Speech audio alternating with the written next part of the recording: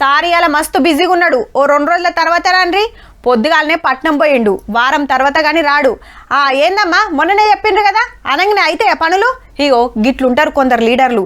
గెలిచే వరకు పబ్లిక్ చుట్టూ గిరికలు కొడతారు, గెలిచినాక అడ్రస్సే ఉండరు. ఇప్పుడు గీ ముచ్చట దేనికి చెప్తున్నామంటే